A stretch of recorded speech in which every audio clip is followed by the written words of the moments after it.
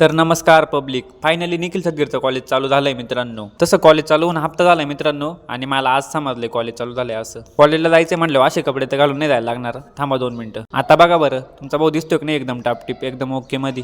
अरे हा, आपले 80,000 के शूज तर राहिलेत मित्रांनो बदलावायचे. आता बघा बरं, आपले 250चे बुट भारी दिसतंय का नाही. आपलं कॉलेज जरी चालू झालं असलं ना मित्रांनो, तरी निखिल सदगीरची दररोजची ड्युटी काही बुडणार नाही. त्याला सकाळ संध्याकाळ जावंच लागणार आहे ड्युटीला. गाई वगैरे रानात लावून मग आजीसोबत निघालो होतो वावरात ना आपण आपल्या गाईंना घास टाकला होता.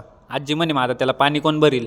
म्हणलं आजीच्या शिव्या द्यायच्या, आत पळा भाऊ मोटर चालू करायला, घासाला पाणी वगैरे भरून घेऊ. टपकन मोटर चालू करून दिली. मग घासाला काही एवढं पाणी लागत नाही, मग अर्धा पाणी दिलं तर भाताला काढून इकडं. आपल्या विहिरीला ना मित्रांनो कधीच पाणी कमी पडत नाही. का बरं माहिती का, आपल्या विहिरीच्या शेजारीत ना मोठी नदी आहे. नदीचं नाव काय माहिती का मित्रांनो? खडखडी डायरेक्ट. आपलं सगळं दररोजचं काम आवरून मग आलो होतो कॉलेजमध्ये. आपला कॉलेजचा टायमिंग काय माहिती का मित्रांनो? डायरेक्ट 9 ते 5. अरे म्हणलं दिवसभर इथं कोण बसेल एवढा टाइम. सरांना थोडी माहिती विचारली कॉलेजची. सरांना म्हणलं सर आलो उद्या, आता आज नको. आले पहिले आलतो मग मंदिरात. म्हणलं आता परत आता येणार नाही, काही नाही. 9 ते 5 कॉलेज राहील. मस्त मग निवांत येऊन बसलो होतो मंदिरात. गाणी मी पबजी खेळायचा होता आम्हाला. मंदिरातच बसलो होतो, तेवढ्यात कॉलेजच्या ग्रुपवर एक मेसेज आला, परत 3 दिवस कॉलेजला सुट्टे. चायला म्हणलं निखिल सदगीरचं काही कॉलेज चालू होत नाही आणि निखिल सदगीर काही कॉलेजला जात नाही. तेवढ्यात उदय भाऊ सांगल्याची गाडी आली ती प्रचाराला. तुम्ही कोणाचे समर्थक आहे मित्रांनो? कमेंट करून नक्की सांगा. कोकाटे साहेबांचे का उदय भाऊ सांगल्यांचे? आजच्यासाठी एवढंच मित्रांनो. चला भेटू पुढच्या व्हिडिओत लवकरच. तोपर्यंत लाईक करा, कमेंट करा, शेअर करा, मिस्टर निकला फॉलो करा आणि चला.